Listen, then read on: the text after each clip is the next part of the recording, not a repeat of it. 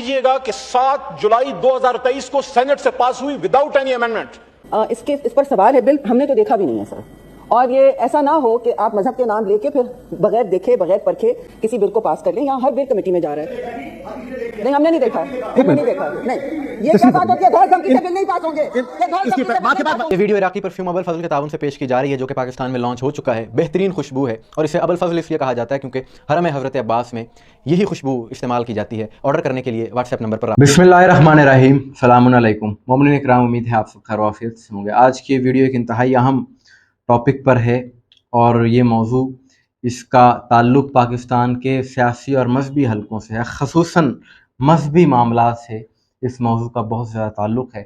और आज 25 अगस्त 2026 कौमी असम्बली के इजलास में पाकिस्तान तहरीक इंसाफ के रहनुमा अली मोहम्मद ख़ान ने एक बिल के मुतल्लिक़ गुफ्तगू की कि जिसका नाम नामूसे सहाबा व अहले बैत बिल है। और इसके मुतल्लिक़ उन्होंने बात की। उन्होंने कहा जी कि 2022 में ये बिल पेश किया गया था, फिर 2023 में सेनेट से भी मंजूर हो गया, लेकिन इसको पास नहीं किया गया, इसको पास किया जाए। चतराली साहब यहाँ अपोजिशन बेंचेस पे बैठते थे जमात इस्लामी से, और उन्होंने उसको मूव किया था।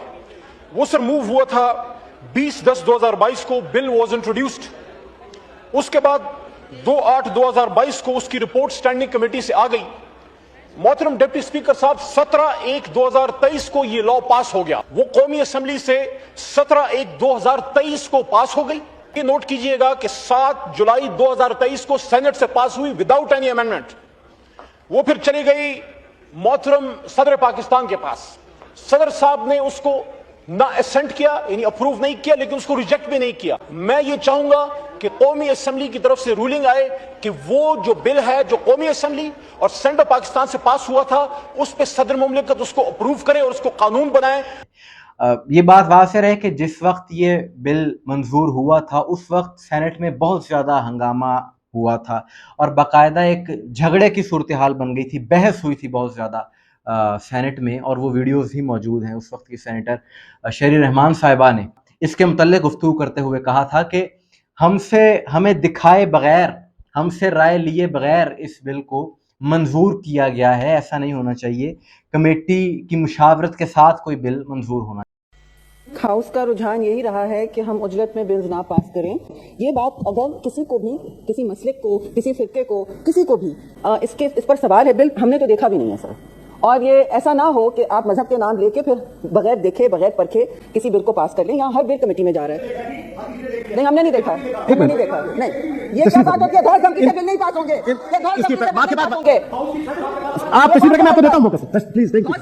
पास होंगे आप इधर बात करें रहमान साहब। सर, ये कोई बात होती है कि आपके माथे पर टारगेट है तो आप चुप हो जाएं? यही बात हो रही है। हाँ, बात यही हो रही है। पर्सनल नहीं हो, प्लीज पर्सनल नहीं। आप इधर बात, थैंक यू तशरीफ रखिए। गुजारिश ये है कि जिस तरह बिल्स पास हो रहे हैं वो कमेटी में जाएं, वहां सब मुस्तफीज हों और सबकी दानिश से बहुत अच्छा बिल तो निकल के आएगा वापस। और उसमें क्यों हम क्या चाहेंगे कि किसी के नाम पर नमूस हो? क्यों हम चाहेंगे? अगर ऐसी बात समझते हैं तो फिर देख लें, कमेटी में जाने से क्या खतरा है? कोई खतरा नहीं है। ऐसा उस वक्त आ गया था। और उसके बाद शिया सुन्नी उलमा भी उस वक्त उन्होंने भी इस हवाले से अपने खदशात का बहुत ज़्यादा इजहार किया था और उन्होंने कहा था कि इससे फ़िरका वारियत को हवा मिलने का खदशा है। और उसकी उन्होंने कुछ वजूहात बयान की थी, ऐसे नहीं कह दिया था। पहली बात तो ये वाज़ेह है कि कोई भी मोमिन, कोई भी शख्स जो कि जिसके दिल में ईमान है, जो मोमिन है, वो अहले बैत की, सहाबा की तौहीन का सोच भी नहीं सकता, इस मुतल्लिक़ सोच भी नहीं सकता। हाँ, अगर कोई करता है, वाक़ईन किसी पर यह चीज़ साबित हो जाती है, तो उसको यकीनन सज़ा मिलनी चाहिए। और इस हवाले से कवानीन पहले से ही मौजूद हैं। और मिली यकजहती कौंसल, मुत्तहिदा उलमा बोर्ड, पैगाम पाकिस्तान, इस सब में यही कहा गया है कि कोई किसी किस्म की कोई तौहीन की इजाज़त नहीं है। इन बातों पर हज़ारों उलमा मुत्तफ़िक हैं, इन बयानियों को तस्लीम कर चुके हैं। इस बिल की फिर सवाल ये पैदा होता है, कोई सवाल कर सकता है कि क्यों मुखालफत की गई थी या क्यों इसको मुतनाज़ा कहा गया था। उसकी वजह ये थी, मौक़िफ़ ये अपनाया गया था उस वक्त शिया सुन्नी उलमा की जानिब से, वो ये था कि ऐसे अनासर इस माशरे में मौजूद हैं कि जो ऐसे केसेस का, तौहीन के केसेस का सहारा लेते हैं, इस्तेमाल करते हैं ज़ाती दुश्मनी निकालने के लिए। और इसकी मिसालें मौजूद हैं, कई मिसालें आपको मिल जाएंगी। बेशुमार ऐसे केसेस हैं کہ پہلے الزام لگایا گیا، بعد میں ثابت ہوا کہ ایسا کچھ نہیں تھا، جس پر الزام لگایا گیا تھا اس پر توہین نہیں تھی۔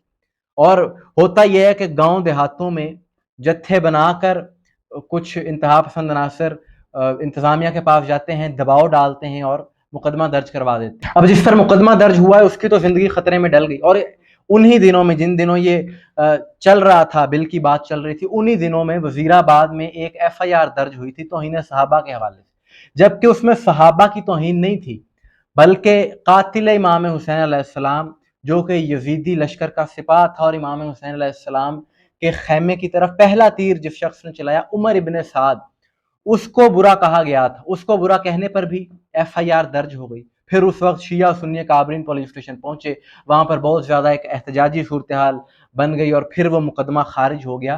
تو ایسے اور بھی بہت سے کیسز ہیں۔ تو اس بنیاد پر یہ بات کہی گئی تھی کہ پاکستان میں کچھ ایسے افراد ہیں کہ جو مسلکی تعصب ذہنوں میں رکھتے ہیں، جن کا تکفیری مائنڈ سیٹ ہے، اور وہ ان چیزوں کا غلط استعمال کر سکتے ہیں۔ پہلے تمام تر چیزیں واضح ہونی چاہیے، اور کچھ لوگ مسلکی تعصب میں بے بنیاد پروپیگنڈا کرتے ہیں صرف مسلکی تعصب کو ہوا دینے کے لیے، کہ جبکہ شیعہ اکابرین، شیعہ علماء یہ بات واضح کر چکے ہیں اور فتاوے موجود ہیں مراجع عظام کے کہ کسی کے مقدسات کی توہین جائز نہیں ہے، درست نہیں ہے۔ لیکن اگر کوئی توہین کرتا ہے، واقعاً کرتا ہے، ثابت ہوتی ہے، تو یقیناً اس کے خلاف قانونی کارروائی ہونی چاہیے، اور وہ قوانین موجود ہیں۔ اگر کوئی واقعاً کرتا ہے، اگر کوئی اہل بیت کی توہین کرے اس کے خلاف بھی کارروائی ہونی چاہیے، کوئی صحابہ کی توہین کرے اس کے خلاف بھی کارروائی ہونی چاہیے، بلا تفریق مسلک ہونی چاہیے۔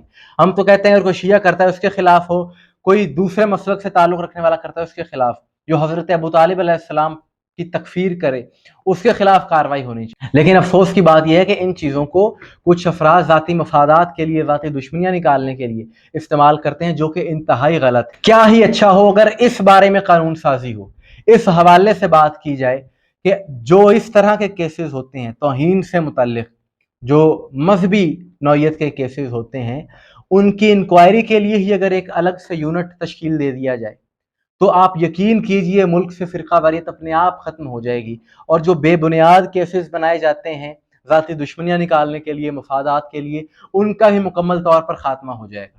اگر کسی نے کی ہے اسے سزا دی جائے، اگر نہیں کی تو پھر مکمل اس کی تحقیق تفتیش جب ہو جاتی ہے تو اس کے بعد پھر جو الزام لگانے والا ہے اس کو وہی سزا ملنی چاہیے جو کہ توہین کرنے والے کو دی جاتی ہے، کیونکہ الزام لگانا، بہتان لگانا یہ بھی ایک بہت بڑا گناہ کبیرہ ہے۔